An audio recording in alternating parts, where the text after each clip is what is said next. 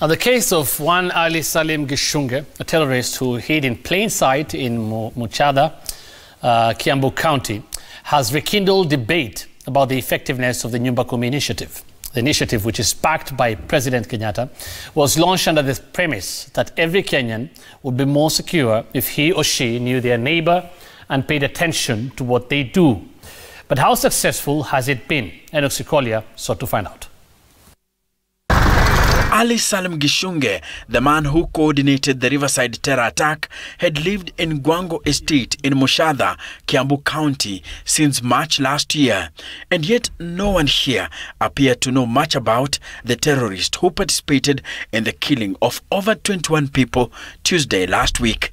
For his neighbors at Gwango, Gichunge was just a regular man with no definite routine and only known for his love for loud music, especially from his car. Yeah, alikuwa tu mtu wa kuingia na kutoka. Kuingia na kutoka. Sasa huwezi mjua zaidi hapo.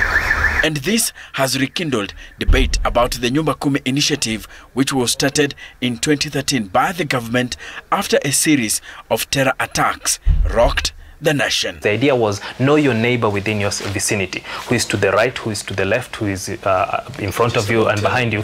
And the units were supposed to be that small, every Nyumba Kumi. It was supposed to be where at that level people are cooperating, people are sharing information, people have collective responsibility for security, and then most importantly, they would pass on any incidences or any information to the authority, and it would also be a two-way street where the authorities would also pass information to them. By encouraging exchange of information between residents and security officers, the initiative envisioned a society where security was squarely in the hands of Kenyans. According to Gichunge's neighbors, the terrorist had weird characters and never tolerated interactions with fellow tenants. He was just talking to the security guards at the gate, and he was tipping them. Those are the only people that he was interacting with. Unlike many people who park here, no one seemed to know what Gichunge did for a living, and no one seemed to bother either. Know your neighbor was the famous tagline for Nyumba Kumi and was aimed at reducing the rate of crime across the country.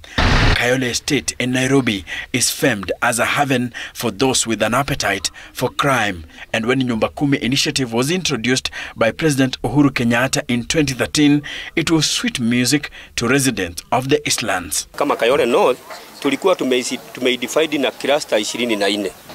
Cluster 24 tulikuwa kila cluster ilikuwa imesimamiwa na mtu mmoja ama watu watatu. Lakini wale wengine ambao ni committee tulikuwa tunachagua wengine kama committee, tunawaweka pale wanaripoti the matter kwa wale viongozi ambao wako mahali pale.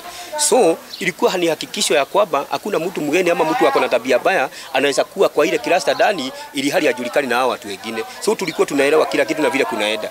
But they are now accusing administrators and the police of being accomplices of crime. They say Nyumba Kumi is failing in Kayole because of an alleged unholy alliance between the police and criminals. Na sisi ndio tunajua criminal. Sahi Kayole wanasemaga ni mbaya. Wale wamefanya Kayole ichafuke ni administration na Kenya Police. Sababu wao ndio wameshirikana na waharifu, wanatupointi kwa waharifu na wao maharifu wana shida wakitutafuta usiku na mchana. Ukienda kwa station unaambiwa ushahidi ingine. Na wewe hii ujue ni kitu ya kufa. Polisi yako na buduki. Ukimwambia hii kitu inafanyika, yeye anakuambia tunajua. Ukimwambia hii kitu inaendelea, anakuambia tutaangalia. Una expect kama ni mwizi ako na buduki pale anaenda kuua ndugu yako ama dada yangu, atakaa pale the whole day. Kama mtu anashindwa na kufanya kazi, ajiuzuru. Kukuja watu wenye wanaweza kusaidia hii vijana wa Kayole. Enoch Sikolia, Citizen TV, Nairobi.